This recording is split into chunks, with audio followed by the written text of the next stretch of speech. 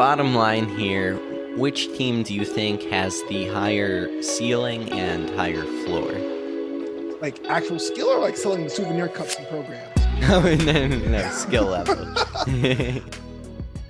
Welcome back to the Substantiate Podcast. I'm the host, William Glasser. This week, we've got a big episode, but first of all, I apologize for this episode being a week late.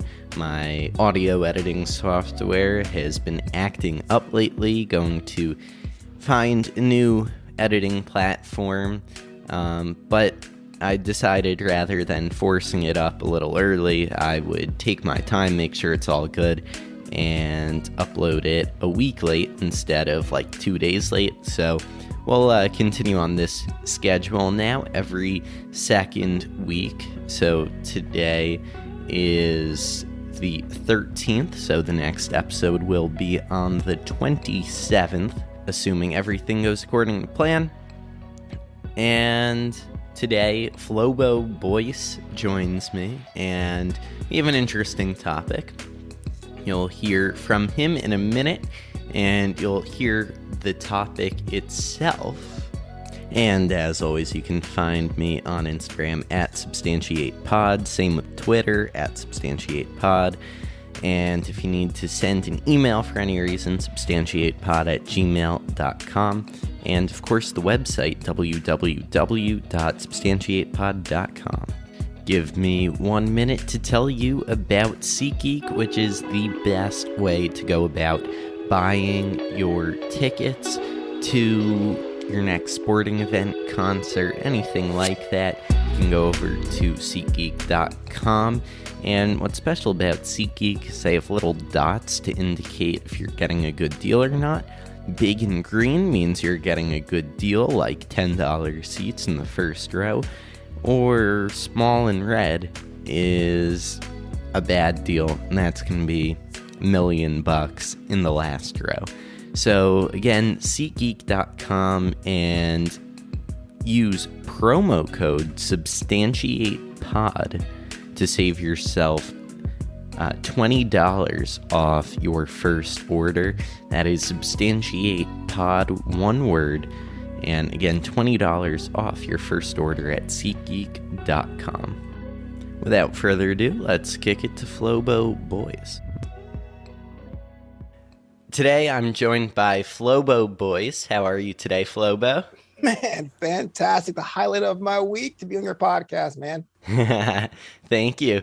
Just seeing all of the stuff you've done, do you want to talk for a minute about yourself before we start this podcast? You're going to have to play me off like an Oscar winner, but I do a lot, but I love doing what I do because I get to be a stand-up comedian. I get to be a wedding DJ, an esports commentator, a suffering Mets fan, a podcaster myself, and I have a network of 7 shows and they're growing. So anytime I get to yell really loud into a microphone, then that's good by me.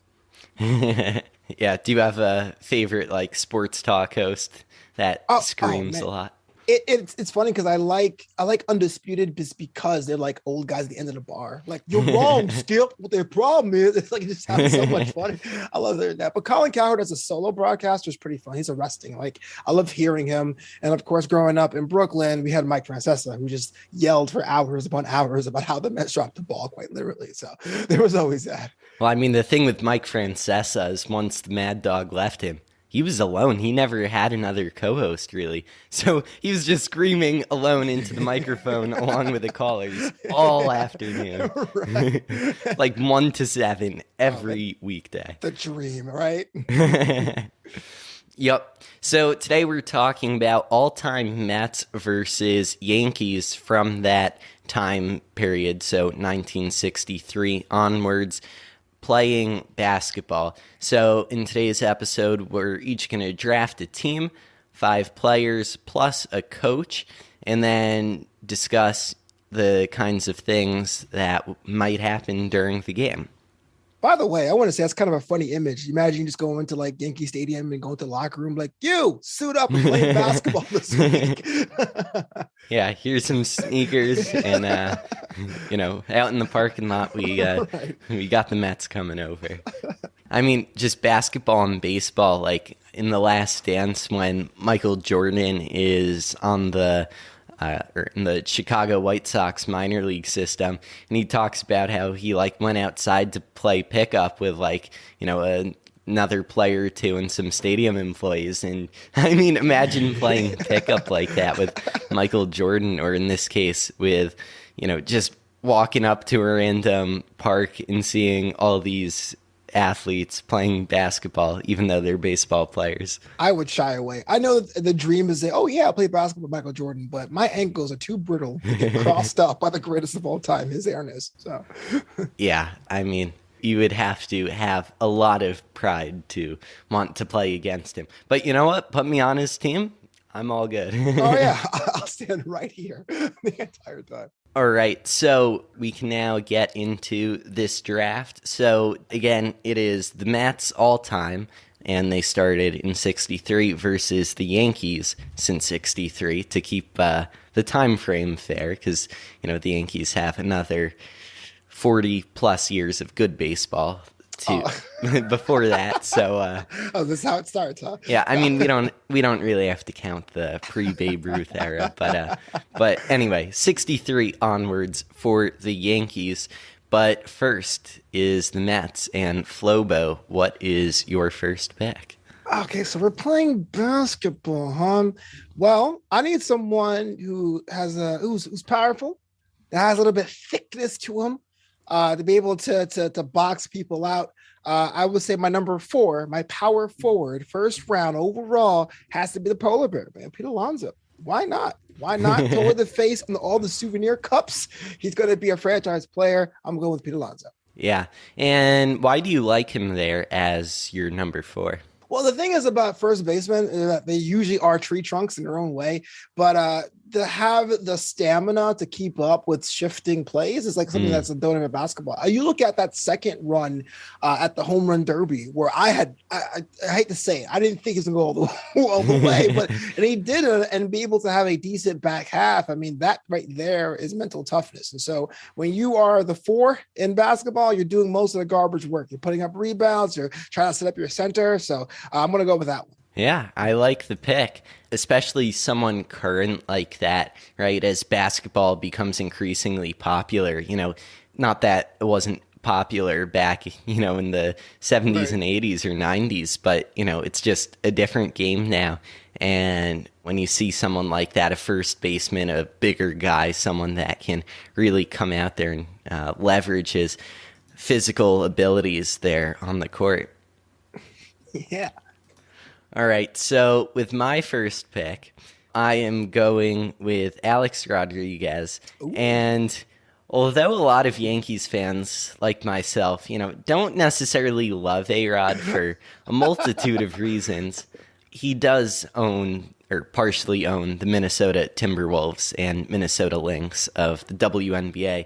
So, I mean, I've seen videos on his Instagram of him shooting around and stuff. And although maybe I'm not sure how great he'll compare, but he definitely likes basketball, is passionate, and is willing to work with other players, at least on the floor. So currently live in Los Angeles, and back in November, a friend and I went to SoFi Stadium to watch, I think it was a Chargers game, but it doesn't really matter what kind of game it was. And A-Rod was there, and he got booed in Los Angeles. It's just like a universal hatred for this guy. It was so fun. Yeah, I mean, just even the Minnesota fans, like, I know Karl Anthony Towns, obviously a player, not a fan, but I know he was excited that apparently he grew up watching A-Rod play.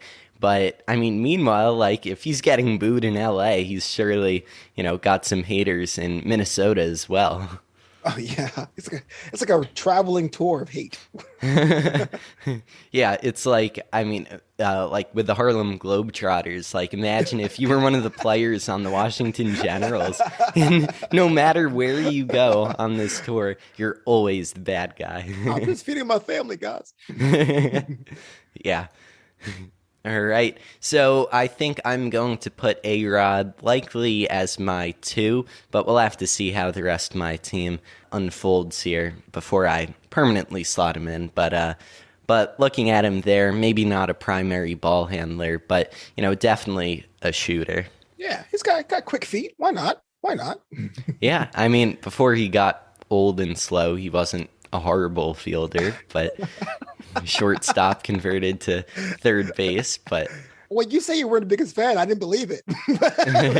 Well, he got old and slow. It's great. Well, I guess it's my turn, right? So I got to think of someone also. I don't know where he's going to slot in. I have him tentatively as the number one point guard, someone to bring up the ball, someone can really be on top. You have to have that captain mentality. So I got to say, the last captain this franchise ever had, David Wright at point guard. Here's a guy that has so many team records, save for like strikeouts. Well, he has that word, but I mean, as a player, that's not really a good thing. But like, doubles, singles, at bats. I mean, he's like second all time in home runs. I mean, this guy, you can't have a Mets history without David Wright, El Capitan. He's my point guard. I like that one. I mean, just, I think he was healthy during the 2015 World Series. But I mean, so much of the end of his career was shadowed by all of his injuries. But, obviously the Mets in one of their 5 World Series being 2015 when they lost to the Royals, right? I mean, but before, well, yeah, I think that was the last New York City team to be in the finals of their sport. So, if you don't count MLS, because NYFC won last season. True. But no one does really, but I do, but no one else does. Yeah. I mean, to be fair, I watched part of the end of that game, the MLS, but I mean, definitely someone there that, as opposed to a lot of, for example, Pete Alonso, although he's won the home run derby twice now, still hasn't quite made it deep in the postseason, but absolutely. And that's funny you mentioned that because one about NYFC, I'm torn because I'm a Manchester City supporter, but the NYFC is partially owned by the Yankees, and I go, I don't know if I want to support this guy. But also like there was a long time, and that's kind of been the midst of the Mets history. Let's just call it for what it is, of underachievers. And there are times there was like no reason to go to Citi Field. Like there was just like terrible play, like things were slow. Dave Wright came out there and gave 110%. In fact, they were giving away tickets with David Wright nights, $5 tickets. And I went because, to be able to say, I don't want to leave. I want to be the captain here, regardless of what's happening there. That's the kind of thing that legends are made of. Yeah, I mean, if they had won that World Series, that would have been even more special and,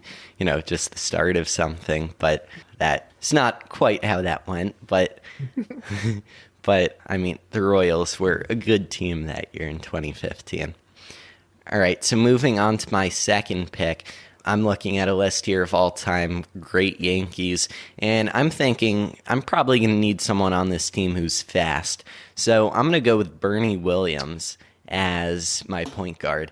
And I mean, Bernie Williams, again, like A-Rod, although more so after his career, he's not quite as fast as he used to be. I've went to an old timers game or two where he was out in center field and, playing shallow, and the ball got hit past him, and he does not quite run to and cover the outfield like he used to, but taking it from his prime here, Bernie Williams as my point guard.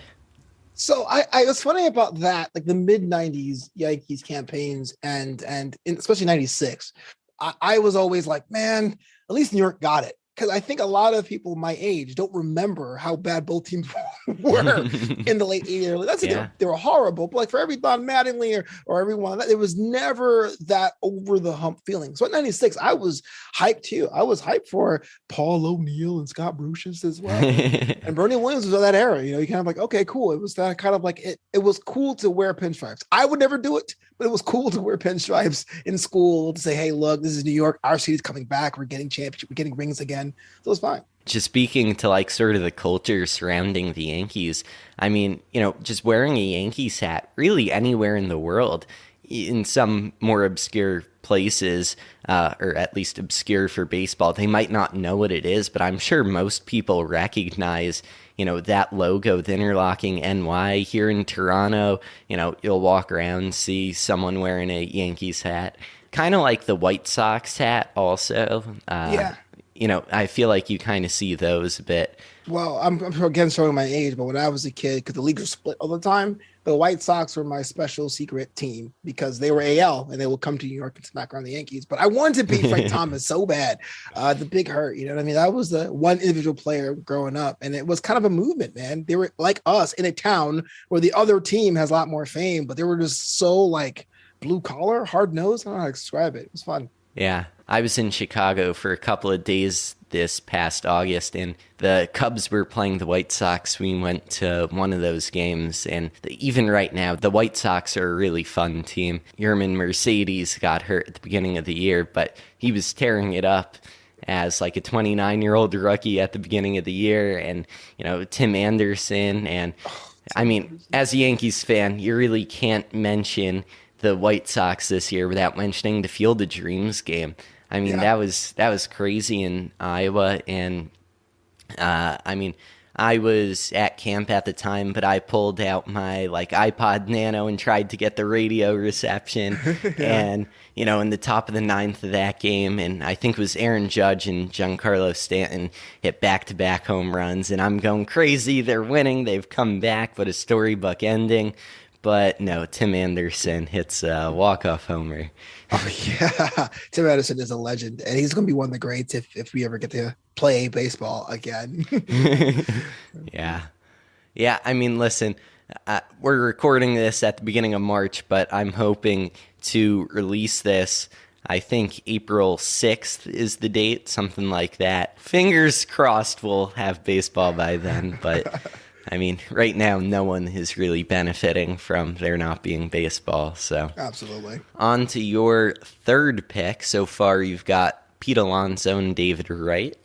So we're talking about speed. Our shooting guard's got to be Mookie, man. Mookie right there was sensational. Everyone always talks about Buckner in Game 6, but Mookie still had to have the wheels. And even when he was done playing, became like a bench coach. And even then, it was kind of like fun to watch. You could shout him out at games. He'll wave at you. Totally a class. So someone with wheels in their prime, someone who was a nice and kind individual, and someone who was able to put the shoulder in when the team needed it. I'm going with Mookie. That's a great pick. And also someone there that is dependable. He's going to be out there. In 83, he led the league with 638 at-bats. And he had another year with 639. And, although I'm not sure if he wasn't a starter or if he was hurt, but when he was starting, you could rely on him to be out there and be giving it his all. And also in terms of stolen base numbers, in that same year, he had 54 stolen bases, the year before 58, in 84, 46. And I mean, you really don't see those numbers anymore, but definitely a player there that's speedy and reliable. I can't even do that in the show. Like, I have 3 stolen bases all season. I always get picked off. Yeah. Yeah. In the show, every time you try to just take one step off the base, they always come back to you. And what position are you looking at him to be? Oh, he's going to be a shooting guard, R2. All right. He's got wheels. Yeah, Mookie Wilson there as the 2. So now for my next pick, I have 2 guards, but I'm looking for a big man now. And for this one, I'm going with CC Sabathia, and he was definitely a big guy coming in at around 300 pounds for a lot of his career. But over 2019 to 20 offseason, after he was retired, he lost a ton of weight and is now super muscular and fit. And I think he's been quoted saying stuff like, I knew that if I wanted to keep pitching the last several years of his career, that he would need to keep on the weight because he didn't think he'd be able to pitch without the weight. But now, he is a lot stronger. He is a lot more fit. But I think I can slot him in there as a reliable 4. Talking about the vibe, man. CC was a legend in the Bronx for the younger fans. And excuse me, again, someone I'm not the biggest fan of. There's no denying his talent, right? So that's totally a good pick, man, for sure. Yeah. I So my school, I used to play on my middle school basketball team when I was in 7th grade, and we were playing both the boys and girls teams were playing the boys and girls teams of where one of his daughters went to middle school. So he shows up in our gym to watch his daughter's game, and while I was playing in the boys' game before. So it was kind of weird when you see this gigantic guy just come walking into the building. You get an autograph? No, so it's funny. At the time, I listened to his podcast with Ryan Rucco, and just like a week before, he had gone on a rant saying, if I'm out there in the mall or doing something with my family, do not come up to me. Kind of the screaming into the mic thing like you were talking about. So I was like, don't really want to go up to him, but... That's like a sitcom moment. Like you literally said that the week before. Bummer. One time I was at a Cyclones game, and he was coach of the Mets at the time. No, he's the bench coach at the time. Willie Randolph was in the crowd, and this 6-year-old, like adorable kid, like hair of like golden flax, he came up with like his autograph book. It was like, hey, Mr. Randolph, can I have an autograph? He was like, no, kid. Straight said no to his face. It's crazy. Yeah, like it's one thing to pretend like you can't hear it, but to just straight up say no is Anyway, CC Sabathia there as my power forward, and leaving you looking for a small forward and a center. You want big Yankees? You didn't pick David Wells? I feel a little bit. Well, I still got the center position left. Okay. So I got my small forward here. Someone with a little bit of size, but someone can really be fast if need be. Talking about people I'm not the biggest fan of. Carlos Beltran, man. We talk about the list of center fielders for that team. There's no denying that he is top tier.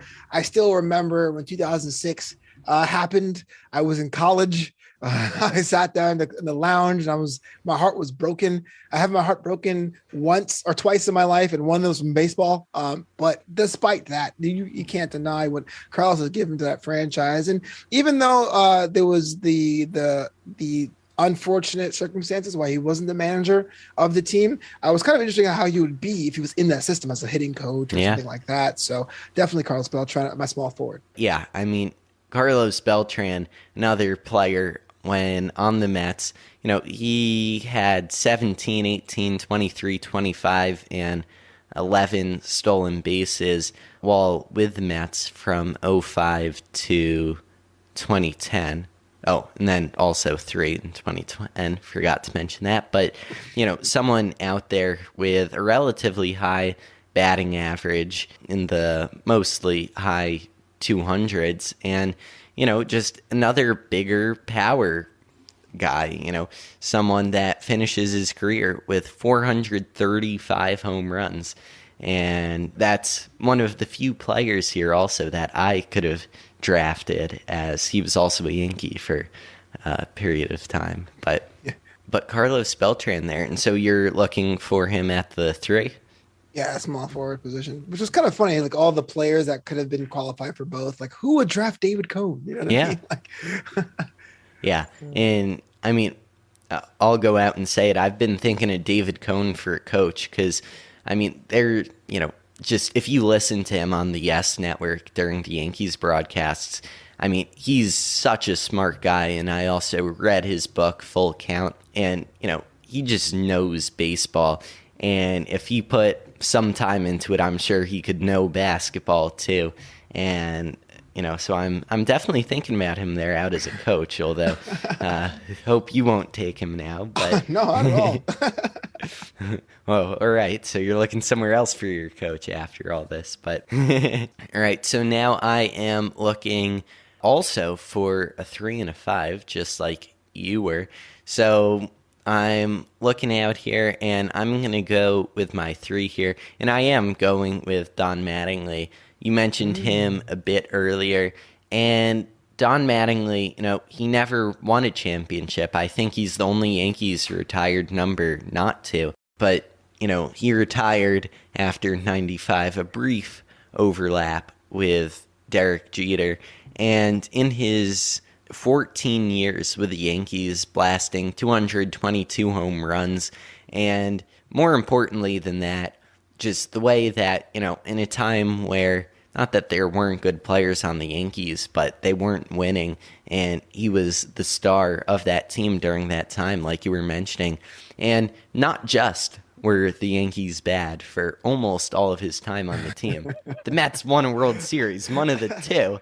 So it was, I'm sure it was not a great time to be a Yankees fan, but, you still did have him winning the MVP in 85 and several Gold Gloves and shortstops. But just like you were mentioning for Pete Alonso, I think Pete Alonso's a bigger guy than Don Mattingly. But, he's still an athletic first baseman there, a very good fielder, and I think that would suit him at the 3. Mm-hmm. Yeah, solid choice. Don Mattingly, man, that talking about the legends of, like, there's certain athletes that transcend the sport they are, but they become like New York City legends. Like we're talking about Joe Namath, John Franco, Patrick Ewing. Like I think Don Mattingly's in that category, Yeah, and now he's coaching in Miami, where, the last several years, Derek Jeter in the front office there, the Yankees connection down in Miami. But recently, Jeter stepped down from that position over a few different theories out there for why. But you still need a center. So who's it going to be? So just for the back court, we got David Wright, Mookie Wilson. In the front court, Pete Alonso, Carlos Beltran. And you think it's someone tall? You think it's someone with a wingspan? I'm going with Jacob deGrom. Let's like the real sport. Give him some ball support. He'll be fine. Give him the ball. It'll be good times. Jacob deGrom, I think, possibly, potentially a future captain, but maybe not. But still kind of cool to be able to stand on tall, just run his rate of excellence, just his humble nature. Usually when you're not assuming to slam it down in your face, the one that do it to you has to be Jacob deGrom. Yeah, that's an interesting pick there because, at least in the NBA, we think of centers as these huge guys. And, you might be able to find some of that, sort of archetype in other sports, maybe in the NFL. But, centers are kind of unique in all of sports. And, when you're looking at a bunch of baseball players, not that you couldn't find one out there, but, to have someone like Jacob deGrom with tons of other skills, and he's got power throwing the ball, maybe not throwing the ball down, but, close enough. Right. But also someone that just has continued to get better over the course of his career. Kind of like LeBron when he left Miami. People are like, oh, okay, is this now washed up LeBron? Not washed up, but, just past his prime in his early 30s. But no, he continued to get better, arguably, and carry the team. And that is sort of what Jacob deGrom was like at the beginning of this year, or last year before the injuries started to pour on for him. Yeah, the injuries were unfortunate, but it says a lot. I'm not just saying it because he's a Met, but it says a lot to be that elite for so long. So many times we have someone come in with a 2-year campaign or a year campaign, get that contract, and then just fizzle out. But I remember going to a really bad Jacob deGrom game where he gave up like 1 run and 4 hits, and his ERA ballooned to 0.71. And I was like, this guy's an alien, man. Like, what, are you kidding me? Yeah, that's just kind of crazy when when at one point he had more RBIs than earned runs allowed. Like, that's just crazy, in a time when universal DHs are likely to come with this next CBA, and with just all of the different, with all of the things that we kind of stereotype modern athletes, or at least baseball players, as, not running hard to first base, kind of lazy, not, hitting into the shift, not really adjusting. Jacob deGrom, he's been out there, he gives it his all hitting, and he's not too bad at it, at least on a small sample size. Oh, not at all. And I don't know how you feel about the universal DH. It's kind of one of those things where, like, I particularly don't like it, but it's getting harder and harder to justify why you have Yeah, two leagues in the same sport with two different rules. exactly. So once you do that, it'd be kind of tough to see. But I mean, it may open the door for more Otanis, right? More people that can come. Yeah. Maybe not now, maybe 15 years from now, a class of pitchers that can hit. That'd be kind of fun to watch. Yeah. And I mean, he didn't play long enough this past season to win the Silver Slugger as a pitcher, but in 33 plate appearances, he batted .364. Like, I mean, he's playing the show. yeah. I mean, in the World Series, we saw Zach Greinke pinch hitting, and he got a hitter, or he went 2 for 3 in the World Series, but I think 2 of the at-bats were from when he was pitching. But, you know, he literally pinch hit, and there are some players like that out there, even if they're not quite Ohtani level, but, you know, the stereotype doesn't quite fit all modern baseball players. Absolutely. You all already know how much I love Built Bars. They are the protein bars, and they almost kind of taste like candy bars because of how good they are. My favorite flavor has been the coconut brownie chunk lately. They've also got churro puffs, another favorite, as well as double chocolate. You know, just a good, always reliable choice, double chocolate there, among many other flavors. And there's always limited time flavors coming in and out of the rotation. So you can go over to built.com to check it out. And in addition, save yourself 10% off your final order by using code SUBSTANTIATE at checkout. Again, the best protein bars, code SUBSTANTIATE at built.com, and save yourself 10% off your next order. I was actually at that game in San Diego when Bartolo went deep. Oh. And I lost my voice because I didn't think it was possible. I was like, are you kidding me, bro? Well, I mean, the call was like, the impossible has happened. Bartolo Colon. The longest trot ever. It was like, it had to be like a second or third inning because I was like, I shredded my voice, but I had to sit there for 2 more hours. I had to sit there for 2 more hours because I did not think that was possible. But when pitchers rake, it's so rare you get like hype. Like, oh my God. When Syndergaard was going out there and knocking them back every couple of weeks, you're like, oh my goodness, it's nuts. Well, I think part of what it is it's like, you know, someone just not natural going to do that. You know, it's like, what if, you know, just taking a New York sports example, what if Julius Randle went into the box and started swinging? Like, you know, it's really not that different in many ways because, you know, it's someone completely different job just coming in and hitting. And, you know, so there's almost that, like, you know, if you told me Julius Randle was going to come into the game, like, sure, I'll watch, or, you know, but I mean, at the end of the day, it's really not great when it's like, okay, you know, you can almost guarantee on it for an out most of the time. But fair enough. Yeah, you're absolutely right. All right, so with my last pick, I currently still need a center as well. And I mean, this one's a bit tougher. I mean, you sort of went that route there with sort of the characteristics, and I think I might have to also. But, all right, I may do some reshuffling of my team here. Ooh. But, so Mickey Mantle didn't retire until 68, so he technically still counts for this as, 63 onwards. Absolutely. And yeah, coming off of the 62 season where he won the MVP and was an all-star every year until 68 except for 66, and he still finished 19th in MVP voting. So, gonna go with post-63 Mickey Mantle there. And, I mean, when you think of the Yankees' all-time greats, right, you know, there's plenty of them, but then there's you know, the special group. There's, you know, you'll see on YouTube all the tier charts. And this is part of the S tier up there, you know, the top guys. And I believe he has a monument in Monument Park. I mean, he must, but I know there's 5. Ruth, Gehrig, Yeah, I think he's one of them. Anyway, but Mickey Mantle, I mean, so I'll slot him in there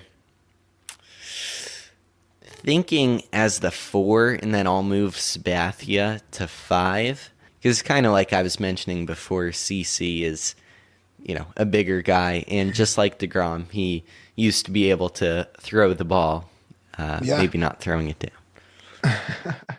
All right. So Mickey Mantle there. And before we each draft a coach, going to summarize our teams real quick. You have Pete Alonso, or I'll read it in position order. David Wright, Mookie Wilson, Carlos Beltran, Pete Alonso, the Polar Bear, and Jacob deGrom. And for me, I have Bernie Williams, Alex Rodriguez, Don Mattingly, Mickey Mantle, and CC Sabathia. Ooh, this is going to be fun. Yeah. So now with your coach here, now do we want to limit this to just managers, or do we want to just say, anyone, any player, manager, whatever? Well, I kind of feel it should be any player, but older ones are okay. It'd be kind of weird if like, and the manager is Brandon Nimmo. Like what? So I was torn with 2. I'm not sure how far back I should go or what kind of traits I'm going for.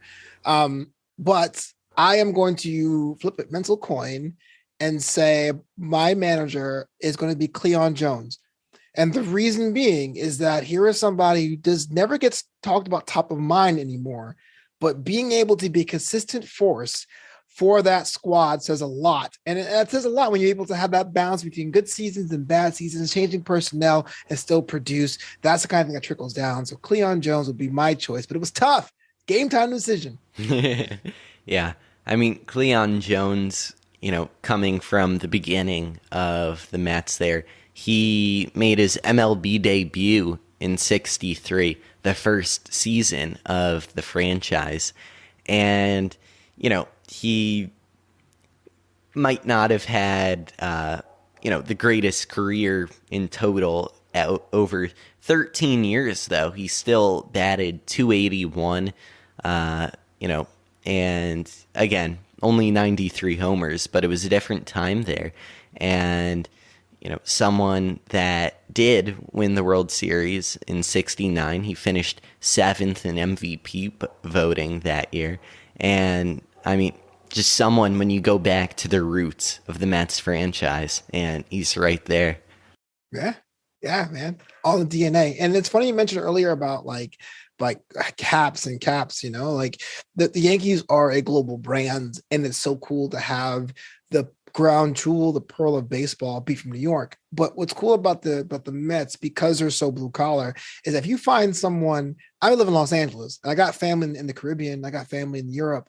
If you find someone with a Mets hat, there's usually some like weird whimsical story of why they care. So my grandma took me to Mets games when I was a kid, or I had a layover in Queens for a day and I became a Mets fan. I think that's so cool, man. It's so awesome to hear. Yeah. I mean, especially like if you're not a baseball fan, and yeah, I had a layover in Queens, bought a cap, and that's how I became a fan. Like, it's just those sort of random little things that can be super interesting. And, some people are fans because it goes 5 generations back in their family, or and some people are just fans because, they thought this logo looked cool, they bought the hat, and, there you are as a diehard fan, winning and dying with every win and loss. Can I ask you, is that like a personal question? Like, how you became a Yankee fan? Yeah, so my paternal grandfather, my dad's dad, grew up in the Bronx, and, so in the 50s mostly, he would just get into Yankee Stadium in the after school in the 6th or 7th inning for, either free or for, 25 cents kind of thing. And so he became a big Yankees fan, passed that down to my dad, passed it down to me. And, that's cool. And here we are talking about them that's awesome. Many years later in 2022. Yeah. Oh, man. Oh, my heart. How did you become a Mets fan? It's kind of something similar. Like my dad, he was kind of a homebody, so we didn't go to many games growing up. But we used to watch both just as general. But I became a Mets fan when I realized at a very young age there's more people that look like me on screen. So like not saying anything like scandalous, but for every Bernie Williams and to play for the Bronx, there was like Ray Ordonez and Butch Husky and my personal favorite growing up. And I'll admit it hearing your show, Benny Agbayani. Like there were just people that were just like me. So I was all in from a kid. And as I got older, as I heard more of these stories of how people became Mets fans, it was almost like this whole tribal thing about it. Yeah, I mean, in the Yankees, also, one of the last teams to bring in African American player Elston Howard. Okay, so on Baseball Reference, they list him as playing with the Kansas City Monarchs of the Negro League in '48, and after his military service in Korea, he makes it to the Yankees in '55. Now, I'm not sure if the Yankees were the last, but they were at least one of the last teams to bring in an African-American player. All right, so with my coach, I'm looking at a bunch of players here, and, I'm thinking, just trying to stick with a theme of someone a little bit older, and I'm going to go with Phil Rizzuto here. And even though he was... Awesome. Yeah, holy cow. Even though he was... in his post-playing career, he was mostly a broadcaster, but still, I mean, just kind of an energetic guy, and throughout the years, the Yankees have had all kinds of different managers and coaches, from the Lou Pinellas to, the bit quieter or bit better Joe Torres, and on to eventually now Aaron Boone, who has a lot of, or Yankees fans have a lot of mixed feelings about Aaron Boone. Mm-hmm. But Phil Rizzuto is someone out there that, he continued to be the Yankees broadcaster for so many years, and someone that definitely loved the game of baseball, and someone that, I mean, obviously we're talking about basketball here, but but someone that, the love for the sport that I'm looking for. Yeah, I could totally see Rizzuto doing press conferences, pass the ball around, it's good distribution, I mean, just all of these players, like looking at my team, someone like CC Sabathia and A-Rod for that matter, both people that, like, I know love basketball just from listening to them and following them on social media. They're both heavily invested in the NBA. A-Rod literally invested, and CC Sabathia emotionally invested. But just to see that, and I'm sure your team has it also, between the fun guy now, Pete Alonso, and Jacob deGrom, and the old guys, Mookie Wilson, and although he's the only, and Cleon Jones, but David Wright and Beltran sort of in the middle there. But yeah. But, I mean, just between all of these players here, there's a certain love for the game that I think definitely be translated to basketball and the NBA. Something which, just in a pickup game, something that you want to see. Because if you're not having fun playing pickup, why are you playing? Oh, yeah. So I got to ask you, is it going to be on the S Network or SNY? So I guess when the Yankees play the Mets, I guess it's usually on both. Unless it's, I mean, I don't know if they'll continue to do the 9/11 games like they did this past year. I think they should. I thought it was great. Yeah. But and that was on like Fox one night and ESPN the next night. So I don't know. I guess it would have to be on both. But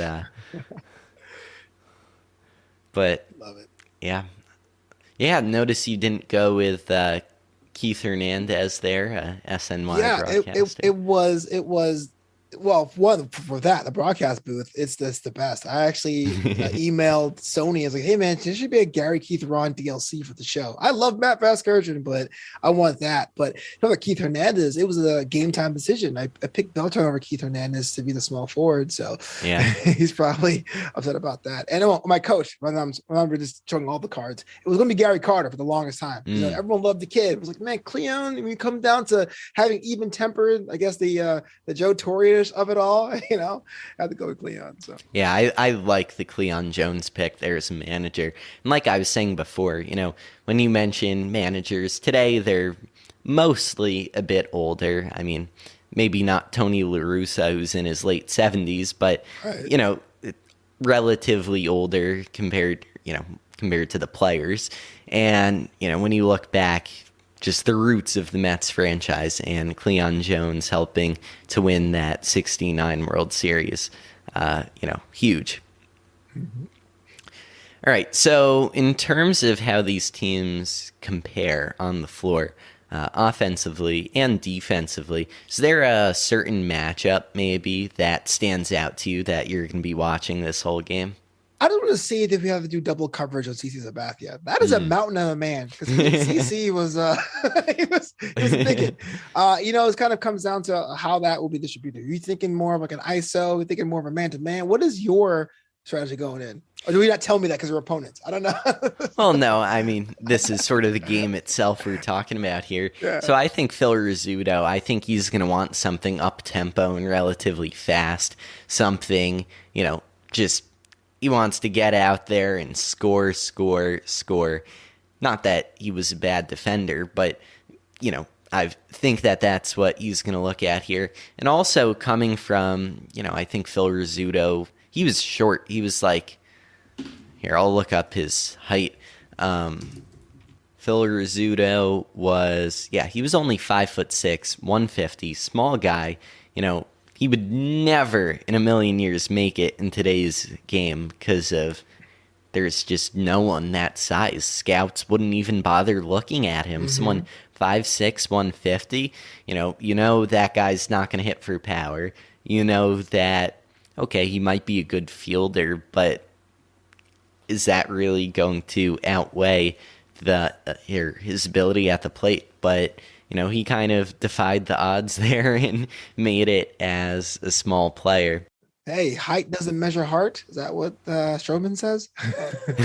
Hey, yeah. Marcus Stroman, another small guy. And, I mean, Marcus Stroman is quite the character on Twitter. Yes. If you're not blocked by him. I am not, though. I'm actually glad not to be blocked by Marcus Stroman. Yeah.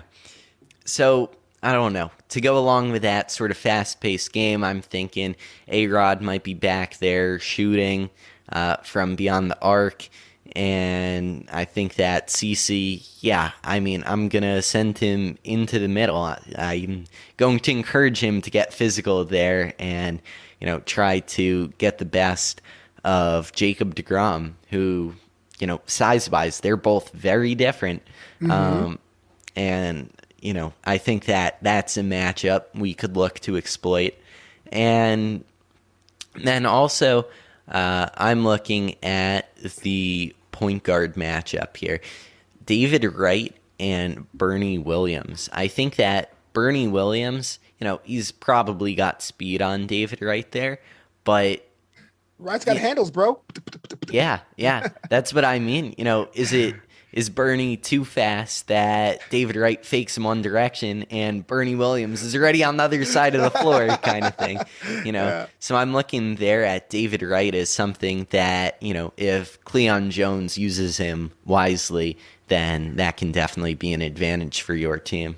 It just takes me back to the late 90s Phoenix Suns, right? That super small ball. I got to feel maybe a lot of inside plays where the 4 and 5 will swap. You look at Pete Alonso being more of that rock, and then you most have Jacob deGrom being the Chris Webber, that finesse 4.5. And it'd be a lot of fun. Mookie Wilson probably won't get touched, but you're right. If you go too fast for the play sets up, you're just kind of wasting time until all your team shows up. But of course, if we are down by any points, we start hacking A-Rod, the crowd would love it. It'd be great. Yeah, and especially New York fans, very loud. I mean, New York might get the most like players booed in their home stadiums just because of 8 million people in the city, let alone the area, something like 20 million people, so many diehards that make it out to the game. And when you're Javi Baez and you're flipping off the fans or whatever, New York fans do not appreciate. That was so fun. I know it is not professional. They got a Swift talking to, but to have players look at you in the crowd and go, you know what? You should be booing yourself. It's just a whole nother vibe.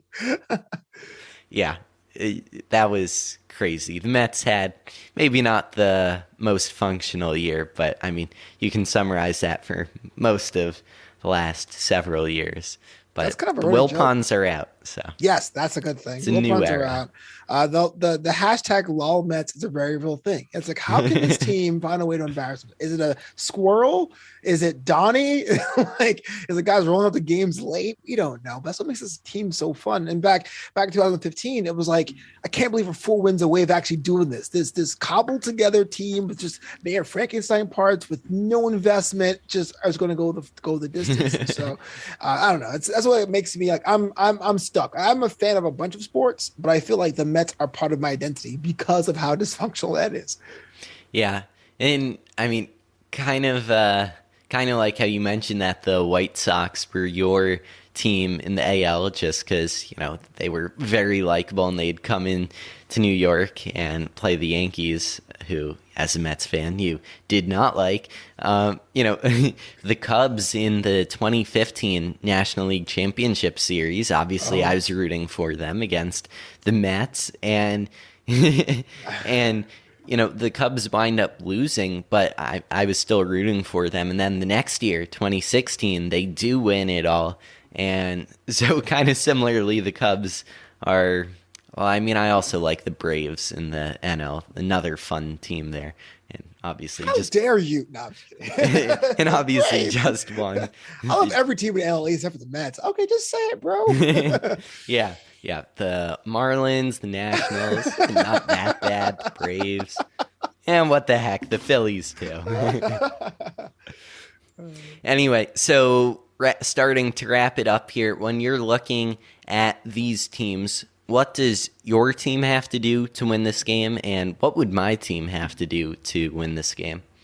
Oh, yeah. So I think for us to win the game is to really rely on, I hate to say it, Carlos Beltran. The reason being that swingman role, kind of being able to set up almost after Ray Wright brings the ball up court, open up options. Are you going to go to Pete Alonso for the power move? Or are you going to go to Jacob deGrom for that finesse? A lot of times drawing out the defense by making Carlos Beltran a phantom second scoring option, maybe the key to victory.